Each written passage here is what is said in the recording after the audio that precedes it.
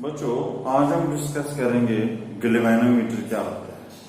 तो बच्चों गैल्वेनोमीटर जो होता है एक ऐसा डिवाइस है जिसकी मदद से हम डिटेक्ट कर सकते हैं कि किसी सर्किट में करंट चल रही है या नहीं चल रही। मतलब it gives deflection when current flows through the circuit, it just indicates and we can also measure a current with the help of galvanometer, but very small current, approximately 1 milliampere near volt। तो आज हम पढ़ेंगे कि इसकी working क्या है, कैसे ये वर्क करता है। तो फिर उसके बाद हम आपको समझाएंगे कि कैसे गैल्वेनोमीटर की मदद से हम किसी सर्किट से करंट मेजर कर सकते हैं, वोल्टेज मेजर कर सकते हैं। तो सबसे पहले हम देखेंगे कि गैल्वेनोमीटर क्या होता है। चलिए गैल्वेनोमीटर,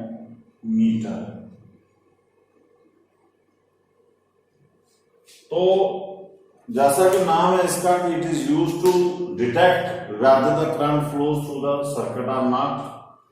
इसकी आपने शेप देखी होगी कि ये लैब में होता है, ब्लैक कलर का ऐसे होता है। इधर एक इसका एक मीटर लगा होता है ऐसे, और एक नीडल होती है यहां पर ऐसे, यहां पर ऐसे स्केल होती है। तो आप देखोगे कि जब इसके अंदर से करंट जाते हैं तो डिफ्लेक्शन शो करता है, इसकी नीडल हिलती है, तो उससे पता चलता है कि इसके अंदर करंट चल रही है नहीं चल रही। तो वर्किंग समझेंगे कैसे नीडल हिलती है, क्या इसके अंदर सिस्टम होता है। तो बच्चों ये जो गैल्वेनोमीटर होते हैं ये दो किस्म के होते हैं, ये 2 टाइप्स ऑफ गैल्वेनोमीटर होते हैं। एक होता है आपका मूविंग कॉइल टाइप और एक होता है आपका मूविंग मैग्नेट टाइप। दो किस्म के आप गैल्वेनोमीटर हमारे पास होते हैं, एक होता है मूविंग कॉइल टाइप, एक होता है moving magnet type. Moving coil type का मतलब होता है कि इसके अंदर क्या होता है कि मूविंग कॉइल का मतलब इसमें कॉइल मूव करती है, और जो मैग्नेट होता है मैग्नेट स्टेशनरी होता है और कॉइल इसके अंदर मूव करेगी, मतलब कॉइल डिफ्लेक्ट करेगी। इसकी एग्जांपल है जैसे अब हम पढ़ेंगे डी एरोजनल टाइप गैल्वेनोमीटर या वेस्टर्न टाइप गैल्वेनोमीटर। इसमें क्या होता है कि ये जो नीडल होती है, नीडल हिलती है, मतलब कि कॉइल जो है कॉइल आपकी मूव करेगी और मैग्नेट जो है वो फिक्स रहेगा। मूविंग मैग्नेट टाइप देखिए नाम से समझ आ जाएगा। मूविंग मैग्नेट टाइप का मतलब हो गया कि इसमें मैग्नेट कॉइल फिक्स रहती है, मैग्नेट बीच में डिफ्लेक्ट करता है, इसलिए इसका नाम मूविंग मैग्नेट टाइप है। इसको हम बोलते हैं, इसकी एग्जांपल है जैसे टेंजेंट गैल्वेनोमीटर। टेंजेंट गैल्वेनोमीटर तो बहुत आपको समझ आ चुका होगा। In moving coil type galvanometer coil rotates and magnets remains fixed, but in moving magnet type magnet deflect and coil remains fixed. तो ये इसकी डिफरेंट वर्किंग्स हैं। हम यहां पर पढ़ेंगे मूविंग कॉइल टाइप गैल्वेनोमीटर जिसमें कॉइल आपकी डिफ्लेक्ट करेगी और मैग्नेट फिक्स रहेगा। तो ये हमारा आज स्टडी का केंद्र रहेगा कि what is moving coil type galvanometer, क्या होता है। तो इसको बोलते हैं डी एरोजनल टाइप। तो बच्चों इसकी आपको मैं कंस्ट्रक्शन थोड़ा सा समझा दूं कि इसमें क्या होता है। इसमें आप सबसे पहले हमारे पास ये परमानेंट मैग्नेट्स लेने हमने दो सिलेंड्रिकल शेप में, ये ऐसे, इसको हम हाफ शू मैग्नेट भी बोलते हैं क्योंकि आप देखिए ये घोड़े की नाल की तरह होते हैं ये। तो ये एक्चुअली रियल में अलग अलग नहीं होते। अगर ये नॉर्थ पोल है, ये साउथ पोल है, ये रियल में पीछे से ऐसे ऐसे यू शेप पे जुड़ा होता है, जैसे पूरा जुड़ जाते हैं। ये कभी नॉर्थ और साउथ पोल कभी भी सिंगल पोल नहीं होता, ये रियल में ये जुड़े होते हैं। ये ऐसे सिर्फ ऐसे कर्व होते हैं, ऐसे ऐसे क्या होता है पीछे से ऐसे सारे जुड़े होते हैं, ये पूरा एक मैग्नेट होता है ऐसे इस तरीके का। चलो आप अभी ऐसे समझिए कि नॉर्थ पोल है, साउथ पोल है, ये किस शेप के हैं, ये हार्स शू मैग्नेट शेप बनाई हुई है, इसको हम सिलेंड्रिकल शेप भी बोलते हैं। तो ये भी बच्चों के एक बार ऑब्जेक्टिव टाइप में क्वेश्चन आते हैं कि गैल्वेनोमीटर में आपने जो मैग्नेट लिए थे उसकी शेप क्या थी, तो आपने याद रखना है हार्स शू टाइप मैग्नेट्स या सिलेंड्रिकल मैग्नेट। और दूसरी बात ये परमानेंट मैग्नेट्स होते हैं। अभी हम कुछ चीजें पढ़ेंगे जिसमें आपको पढ़ाएंगे कि ये जो मैग्नेट होते हैं ये जो होते हैं आर्टिफिशियल मैग्नेट होते हैं, लेकिन यहां पर आपके ये जो मैग्नेट्स हैं ये परमानेंट मैग्नेट्स हैं और इनकी शेप कैसी है, हार्स शू शेप। ये है, उसकी प्रॉपर्टी बताएंगे आपको क्यों ऐसा रखा है। तो बच्चों यहां पर हमारे पास एक वायर होती है, ये वायर आपको पता है ये कापर की वायर होती है। तो कापर की वायर हमने ऐसे लपेटी होती है, वाउंड की होती है किसी एक नॉन इंसुलेटिंग मटेरियल के ऊपर, ये ऐसे ये वायर है, वायर को हम ऐसे लपेट लेते हैं, एक वायर को ऐसे जैसे कापर के तार को हम लपेट देते हैं इसके ऊपर एक नॉन इंसुलेटिंग फ्रेम के ऊपर, तो नॉन मेटालिक सारी फ्रेम के ऊपर आप ऐसे कर सकते हो। तो इसको आप यहां से ये नीचे स्प्रिंग आपका लगा होता है ये ऐसे, और इसको नीचे इस स्प्रिंग को हम बोलते हैं फास्फोर ब्रॉन्ज का ये स्प्रिंग होता है। और ये स्प्रिंग बहुत पतला होता है, लेकिन फास्फोर ब्रॉन्ज हम इसलिए यूज करते हैं कि क्योंकि इसकी इलास्टिसिटी बहुत ज्यादा होती है, क्योंकि ये कॉइल आपको पता है घड़ी घड़ी डिफ्लेक्ट करेगी। तो अगर किसी सिंपल मटेरियल का अगर हम ये स्प्रिंग बनाएंगे तो ये टूट भी सकता है, इसलिए इसकी इलास्टिसिटी बहुत ज्यादा होती है फास्फोर ब्रॉन्ज अलाइक। तो ये आपके बच्चों कापर की वायर आ गई जिसको हमने लपेटा होता है, एक जो होता है आपके इंसुलेटिंग मटेरियल के ऊपर ये लपेटा होता है, और इसके बीच में एक सॉफ्ट आयरन कोर का ये सॉफ्ट आयरन कोर डाली जाती है, इसके अंदर सॉफ्ट आयरन कोर ये इसके बीच में होती है सेंटर में। इसकी प्रॉपर्टीज हम बताएंगे कि ये क्यों डाली होती है सारे सिस्टम। अभी आप सिर्फ कंस्ट्रक्शन पढ़िए कि ये मैग्नेट्स आपके परमानेंट मैग्नेट हार्श मैग्नेट है, ये कापर की वायर है, तो ये एक आपको फ्रेम के ऊपर लपेटी होती है और उसके अंदर जो है वो सॉफ्ट आयरन कोर होती है, और ये नीचे आ गया फास्फोर ब्रॉन्ज। यहाँ पर दी ओरिजिनल टाइप में यहाँ पर मिरर होता था और वेस्टर्न टाइप में यहाँ पर पॉइंटर होता है। ये बच्चों ये कॉइल जो सस्पेंड की होती है हमने एक ये होता है टॉरिशन हेड मूवेबल टॉरिशन हेड, इसके साथ इसको सस्पेंड किया होता है। और ये जो सारा सिस्टम है इसको हम एक प्लास्टिक का आपने देखा होगा, ब्लैक कलर का आपने देखा होगा लैब में, इस तरीके का ये फ्रेम होता है, तो इस फ्रेम के बीच में हम इसको सेट कर देते हैं। तो अब यहां पर आपका ये जो एक एंड हो गया, इसका हम एक टर्मिनल बना लेते हैं यहां पर, जैसे T1 आपने टर्मिनल बना दिया, ये आप ले लीजिए T2 टर्मिनल। मतलब कि अगर आपको करंट को मेजर करना है, ये तो इंटरनल है, यहां से हम करंट जब एंटर करेंगे, मान लो यहां से करंट एंटर हुई, तो यहां से करंट आपकी यहां से आएगी इस वायर से घूमती हुई, ये ऐसे करंट घूमेगी यहां, और यहां से आपकी करंट बाहर निकलेगी। ये है आपका इसकी कंस्ट्रक्शन है। अब आप देखो बच्चों कि इसकी वर्किंग क्या है, इसकी वर्किंग समझे कि वर्किंग क्या होती है।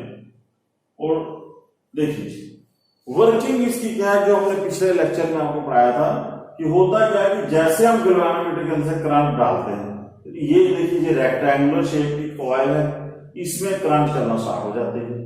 फिर आपको ये जो कॉइल है, ये कॉइल कहां पर रखी हुई है, ये जो नॉर्थ और साउथ पोल क्या करेंगे, ये मैग्नेटिक फील्ड प्रोड्यूस करेंगे। और हमने पीछे प्रिंसिपल पढ़ा था कि whenever a current carrying coil is placed in a magnetic field, then it experiences deflecting torque। तो वो आप टॉर्क वाला एक्सप्रेशन देखिए कि जब इस कॉइल के अंदर से करंट चलेगी, ये कॉइल मैग्नेटिक फील्ड के अंदर आ जाएगी, क्योंकि ये नॉर्थ और south pole magnetic field produce करेंगे। इसके कारण इसके ऊपर टॉर्क लगेगा, टॉर्क के कारण जगह करेगी डिफ्लेक्ट होगी, और वो जो डिफ्लेक्टिंग टॉर्क होता है वो आपको बच्चों पता है कि जो डिफ्लेक्टिंग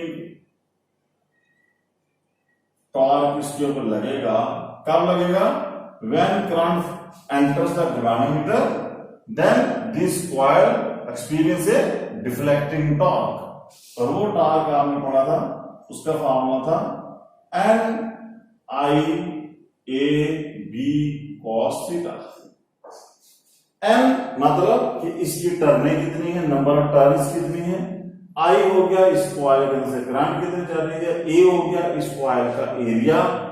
बी हो गया ये जो नॉर्थ और साउथ पोल आपकी मैग्नेटिक फील्ड प्रोड्यूस करेंगे उसकी स्ट्रेंथ क्या है।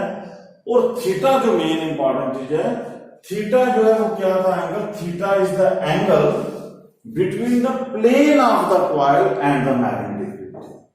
Theta is the angle between the plane of the coil and the magnetic field. ये आपको याद रखना है। अब बच्चों आपको पता है कि जब इसके अंदर से जब इसके अंदर से करंट चलेगी, इसके ऊपर टॉर्क पैदा होगा, ये डिफ्लेक्ट होगी। जब ये कॉइल डिफ्लेक्ट होगी, तो यहां पर क्या होगा कि जैसे ये जो धागा है, इस धागे के बीच में क्या पड़ेगा, ट्विस्ट पड़ेगा। जैसे आप देखिए, अगर आपने की रस्सी के ऊपर आप लटक जाते हो, तो अगर आपको बोलोगे गोल गोल घुमाओ इस साइड ऐसे, तो रस्सी क्या करेगी कि जब आप उसको ऐसे घुमाओगे एंटी क्लॉकवाइज, तो रस्सी क्लॉकवाइज आने की कोशिश करेगी वापस। जैसे आप झूला लेते हो, आपने देखा होगा, झूला देखा होगा, आप किसी बंदे को क्लॉकवाइज घुमाओ तो पीछे हो जाओ, तो फिर क्या होता है, वो झूला वापस एंटी क्लॉकवाइज घूमना स्टार्ट हो जाता है।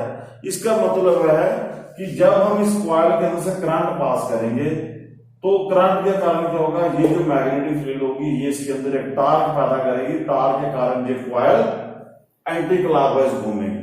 जब ये कॉइल एंटी क्लॉकवाइज घूमेगी, तो ये जो स्प्रिंग है, ये स्प्रिंग क्या करेगा, उसको वापस क्लॉकवाइज लाने की कोशिश करेगा। तो इसका मतलब हुआ कि जब ये कॉइल एंटी क्लॉकवाइज घूमेगी, तो इस स्प्रिंग उसके अंदर टॉर्क पैदा हो जाएगा, टॉर्क के कारण वो एंटी क्लॉकवाइज घूमेगी। ये जो स्प्रिंग होगा, इस स्प्रिंग के अंदर एक अपोजिट डायरेक्शन में टॉर्क पैदा होगा, जिसको बोलते हैं रिस्टोरिंग टॉर्क।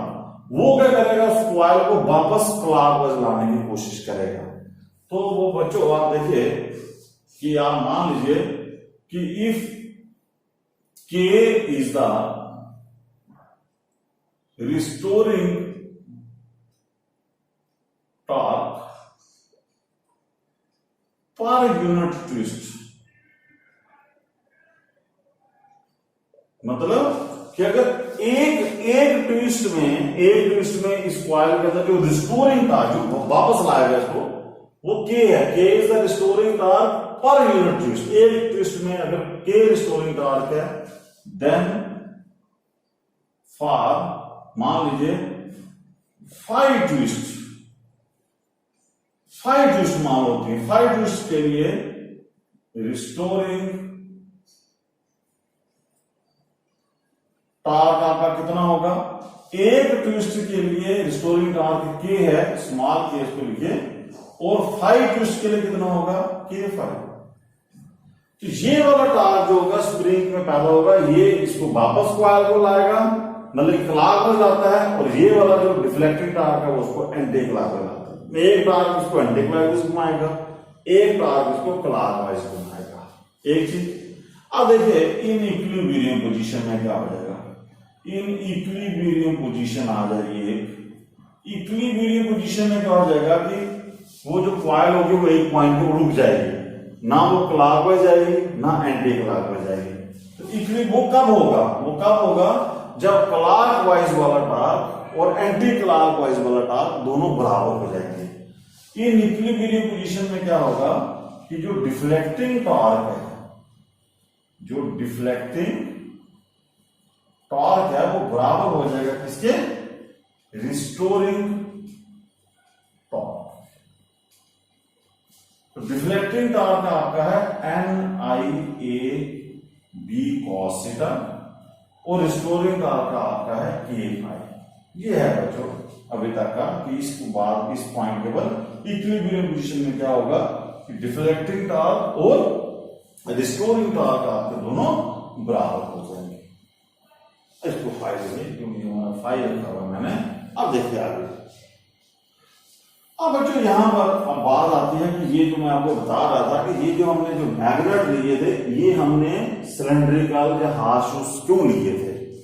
तो देखो बच्चों यहां पर हम क्या करते हैं कि इसके अंदर जो मैग्नेटिक फील्ड होती है वो हम रेडियल मैग्नेटिक फील्ड प्रोड्यूस करते हैं।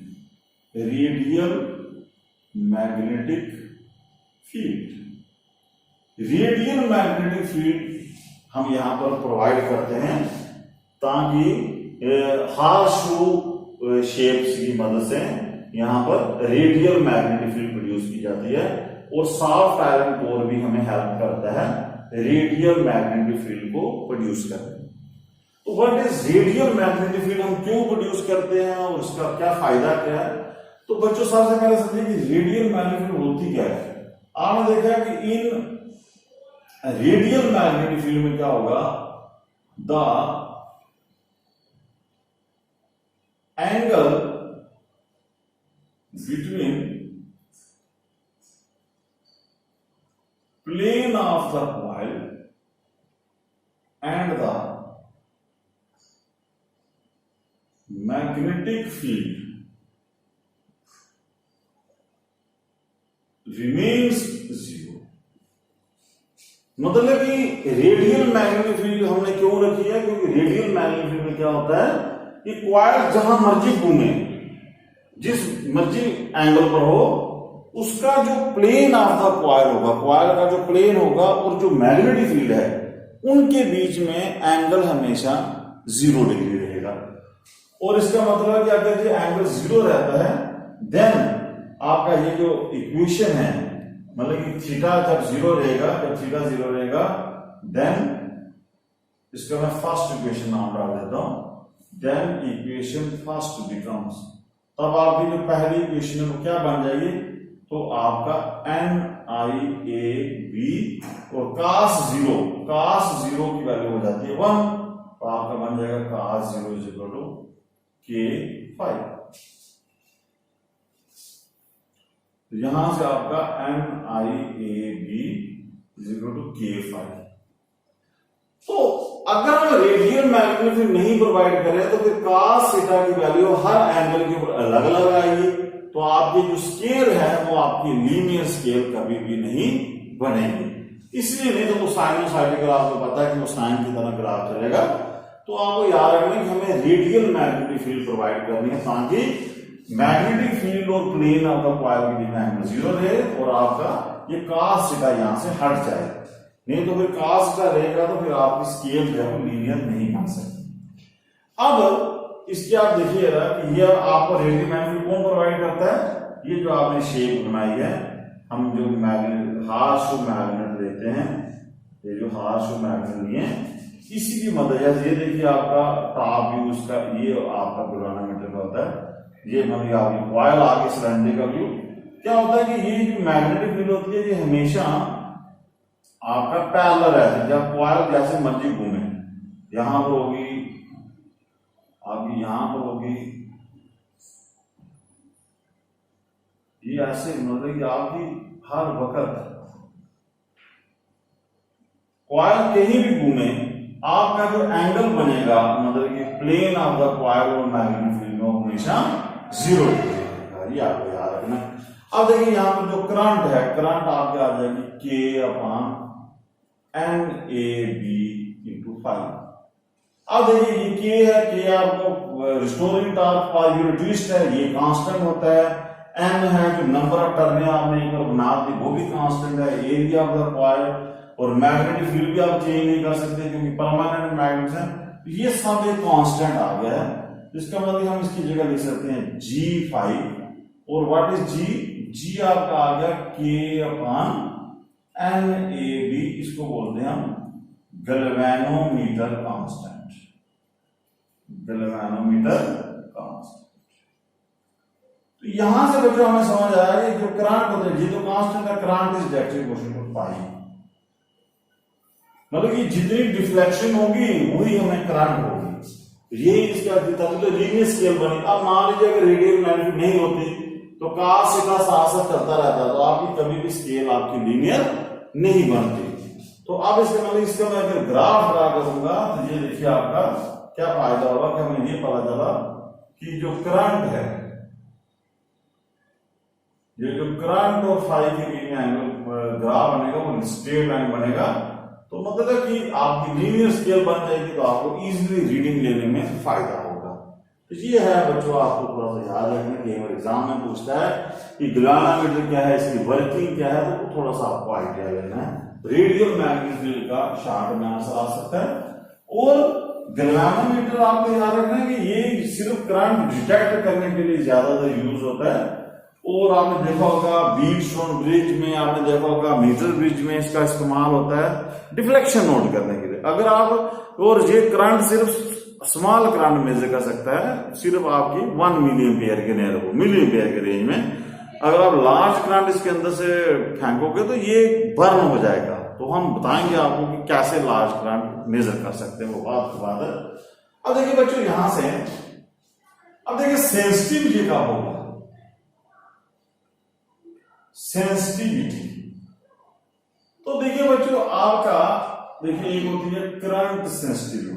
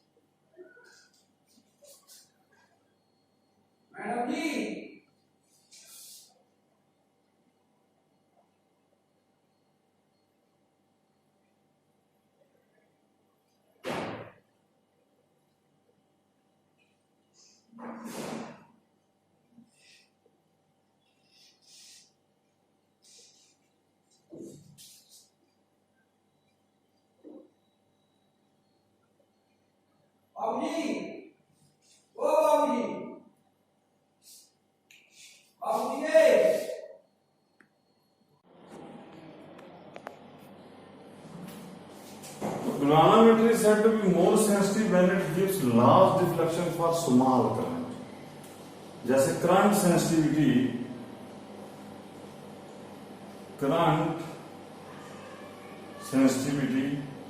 Deflection produce per unit current, deflection produce पर, इस फार्मूले का याद रखिए। डिफ्लेक्शन एक यूनिट करंट देने पर कितनी डिफ्लेक्शन आती है, तो इस फॉर्मूले से नोट कीजिए। फाई अपॉन आई किसके बराबर आएगा, एम ए बी अपॉन के। तो कहने का मतलब है कि अगर हम चाहते हैं कि ये जो गैल्वेनोमीटर हमारा ज्यादा सेंसिटिव हो तो आपको क्या करना पड़ेगा, करंट सेंसिटिविटी है जो it is directly proportional to, आप देखिए डायरेक्टली प्रोपोर्शनल टू एन है, एन मतलब कि नंबर ऑफ टर्न्स। तो इसका मतलब गैल्वेनोमीटर में जितनी ज्यादा टर्नें करोगे उतनी ज्यादा सेंसिटिव होगा। एरिया ऑफ द कॉइल, आप एरिया जितना बढ़ाओगे उतना ज्यादा करंट सेंसिटिविटी होगी। और बी, जितना ज्यादा मैग्नेटिक फील्ड स्ट्रांग रखोगे उतनी ज्यादा करंट सेंसिटिविटी होगी। और इनवर्स प्रोपोर्शनल टू के है, ये के है restoring torque per unit twist. मतलब अगर restoring torque per unit twist कम होता है तो करंट सेंसिटिविटी आपकी ज्यादा होती है। तो सबसे अच्छा तरीका है कि हम जो रिस्टोरिंग टॉर्क जो है वो के की वैल्यू कम करें। तो के की वैल्यू कम करने के लिए हमने वो जो फास्फोरस ब्रॉन्ज का जो आपको स्प्रिंग मैंने बताया था वो लगाया था, क्योंकि उससे के की वैल्यू कम होती है और करंट सेंसिटिविटी ज्यादा होती है। अब क्वेश्चन आता है कई बार कि which is the more appropriate method. तो बच्चों आप याद रखना ये ज्यादा एप्रोप्रिएट है इनके बजाय। क्यों? क्योंकि अगर आप नंबर ऑफ टर्नें बढ़ाओगे, एरिया बढ़ाओगे, मैग्नीट्यूड बढ़ाओगे तो करंट सेंसिटिविटी तो बढ़ जाएगी, लेकिन उससे क्या होगा, आपको कॉस्ट बढ़ जाएगी। कॉस्ट भी तो बढ़ जाएगी, आप नंबर ऑफ टर्नें बढ़ाओगे तो फिर कॉपर ज्यादा लगेगा, एरिया ज्यादा लगेगा, मैग्नेटिक फील्ड बढ़ाने के लिए मैग्नेट स्ट्रॉन्ग लेने पड़ेंगे, उसमें कॉस्ट फैक्टर भी आ जाता है। और प्लस कॉस्ट फैक्टर तो आएगा, प्लस उसका जो वेट भी बढ़ जाएगा। तो सबसे बेस्ट तरीका है कि अगर आपको ऑब्जेक्टिव टाइम में आता है कि which is the most accurate method to increase the current sensitivity. बेशक ये चारों दिए हों तो आपने इसी को टिक लगाना है क्योंकि ये ज्यादा मोर एक्यूरेट है एज कंपेयर टू दे। अब दूसरा बच्चों देखिए कि वोल्टेज सेंसिटिविटी क्या होती है। तो वोल्टेज सेंसिटिविटी आपकी आ जाएगी, वोल्टेज सेंसिटिविटी का मतलब होता है कि deflection produced per unit voltage. एक यूनिट वोल्टेज देने पर कितनी डिफ्लेक्शन प्रोड्यूस होती है।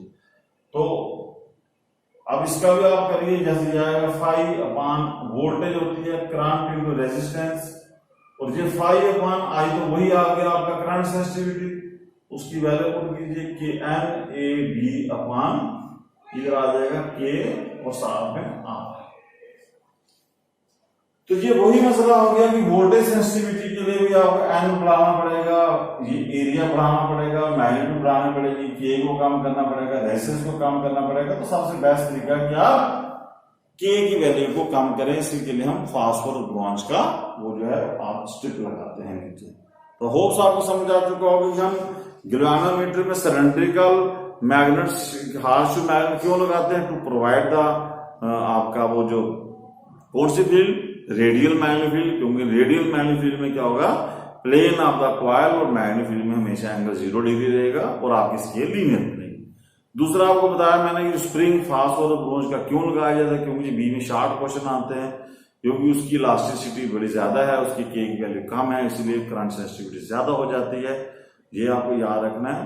और गैल्वेनोमीटर अब हम पढ़ेंगे कि गैल्वेनोमीटर जो है ये कैसे लार्ज करंट को मेजर कर सकता है। ये देखिए आप बच्चों, आपने याद रखना है कि ये जो गैल्वेनोमीटर होता है, जैसे आपने शक्ल देखी होगी गैल्वेनोमीटर की, ये इसमें क्या होता है कि ये सिर्फ इसमें अगर हमें करंट दूं, मान लीजिए 1 मिली एम्पियर, तो 1 मिली एम्पियर तक इसकी जो नीडल होती है वो मान लो यहां से 0 पोजीशन है, ये घूमकर यहां से इधर से ऐसे घूमती है, जैसे ऐसे घूमकर पूरी फुल स्केल डिफ्लेक्शन देगी। मतलब कि for full scale deflection, full scale deflection के लिए हमें गैल्वेनोमीटर में जो करंट आनी चाहिए वो 1 मिली एम्पियर होनी चाहिए। और लेकिन सर्किट में करंट तो आपकी एम्पियर के हिसाब से होती है। तो अगर आप एम्पियर वाले करंट डाल दोगे, जैसे 1 एम्पियर करंट डाल दोगे, तो ये नीडल जो है टूट जाएगी और गैल्वेनोमीटर बर्न हो जाएगा। क्वेश्चन ये आता है कि हम गैल्वेनोमीटर को क्या करें, कैसे इसको बनाएं ऐसे कि ताकि ये ज्यादा लार्ज करंट भी आपकी मेजर कर सके। तो उसके लिए बच्चों हम ये क्या करते हैं कि हम कन्वर्ट करते हैं गैल्वेनोमीटर को। तो उससे हम क्या करते हैं, एमीटर बनाते हैं। आपको पता है कि करंट को मेजर करने के लिए एमीटर होता है। तो एमीटर पढ़ेंगे कि कैसे हम गैल्वेनोमीटर को कन्वर्ट करते हैं एमीटर, ताकि एमीटर क्या करेगा, होता गैल्वेनोमीटर है वो, लेकिन वो लार्ज करंट मेजर कर सकेगा। उसके लिए हमें क्या करना होता है कि मान लीजिए ये आपका गैल्वेनोमीटर है, जैसे जी मैंने लिख दिया गैल्वेनोमीटर का नाम। अब आपको पता है कि इसके अंदर अगर मैं करंट डालता हूं 1 एम्पियर, तो फिर तो ये रीडिंग मुझे बता देगा, लेकिन 1 एम्पियर से ज्यादा करंट डालता हूं ये बर्न हो जाता है।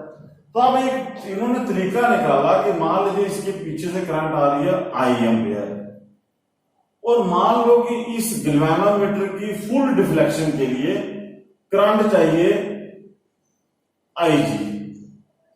What is IG?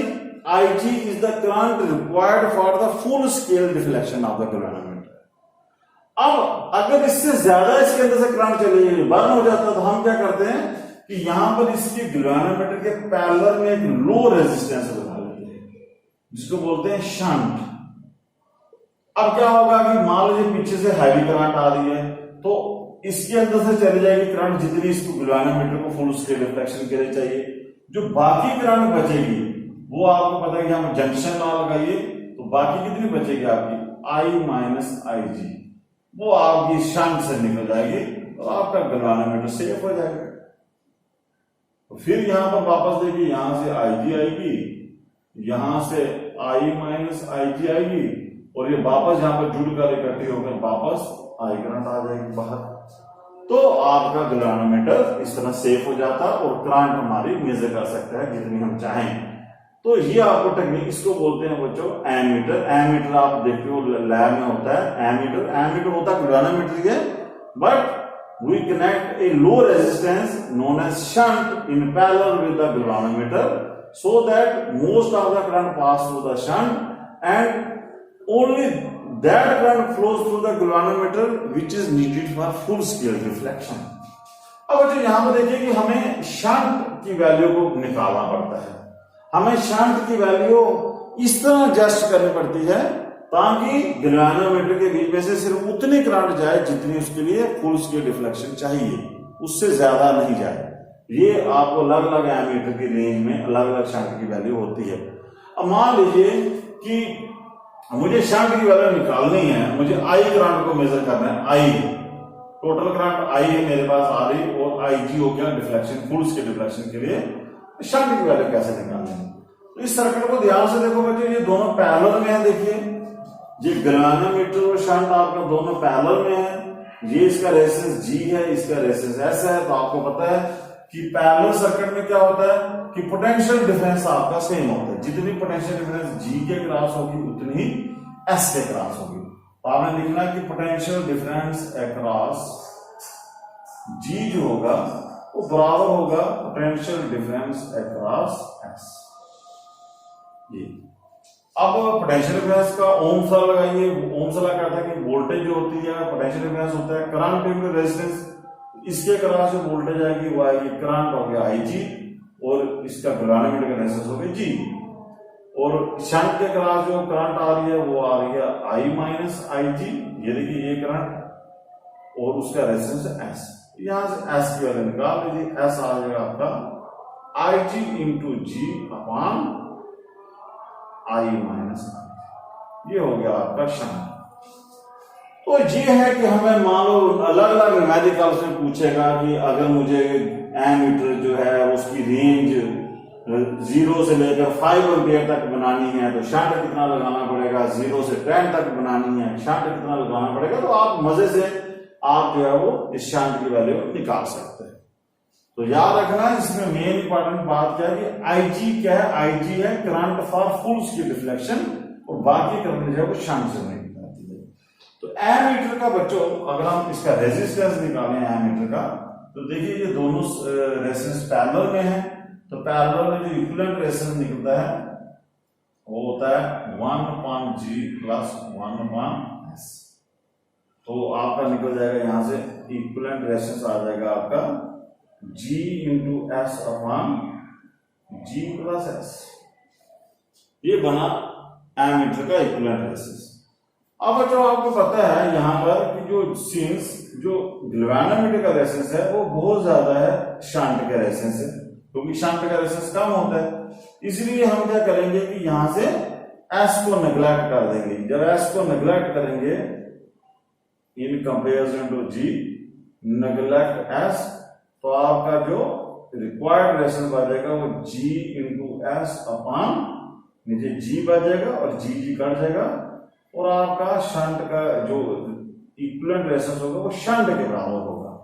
तो शंट ऑलरेडी लो रेजिस्टेंस है, इससे साबित होता है कि एमीटर होगा, एमीटर का रेजिस्टेंस जो है वो लो होगा। Ammeter is a resistance whose resistance, ammeter is a device whose resistance is very low। और बच्चों एक चीज याद रखनी है कि जो आइडियल एमीटर होना चाहिए, आइडियल एमीटर होना चाहिए, उसका रेजिस्टेंस कितना होना चाहिए।